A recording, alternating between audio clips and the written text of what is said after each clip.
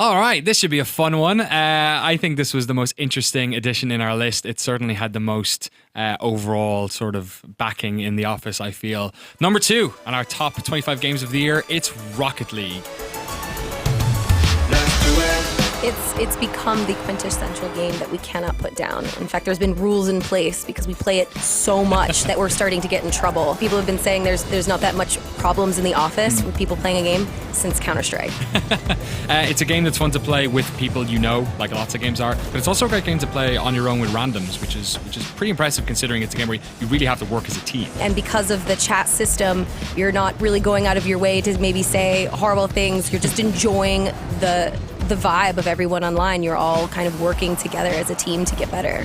As somebody who plays a lot of soccer, football games like FIFA and Pro Ev, to me this has actually filled that gap because it's a game that feels actually more like when I go out onto a pitch and play a game of football than any game I've played before. And that's because you're kind of the foot in this game. You're not just controlling like a person and telling them what to do. You're controlling where that ball gets hit and you're trying to place it somewhere. And that's almost like entirely unique in video games. There is really this tangible effect that you can see your practice manifest in when you're playing. I play at home, but I'm still the weak link in the office, but that's just pushing me to, get the fundamentals down. So then I can make like the one-touch goals and also just kind of pushing up the wall so then you can actually make those aerials, which I still can't, but there's still really such great practice and then reward factor involved with Rocket League. Even when it comes down to like player positioning, like stuff that we take for granted in sports, like where you are, like anticipating where the ball lands. That's kind of what Rocket League's all about.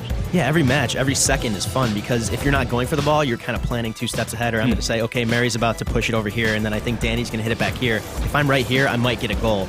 And on top of it being just like a genuinely very fun game to keep back and playing, they've also been really good with DLC, both paid and free stuff as well, man. There's been 3 DLCs, some free, some not, and they've all been really fun, adding hours to the game when you want to talk about just more bang for your buck. Like, the game itself in its core is already fun, and now you're just adding different modes to play that are really fun. New cars, items, Halloween items, Christmas items, you name it, there's always a reason to come back. I think they added ice hockey yesterday. Like, just keeps on coming.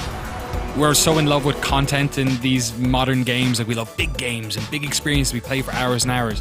And I think it says something to the quality of Rocket League that this is a game that really gets distilled down. Like, its entire essence can be experienced in 5 minutes. And, weeks and months later, we're still enjoying that 5 minutes over and over again.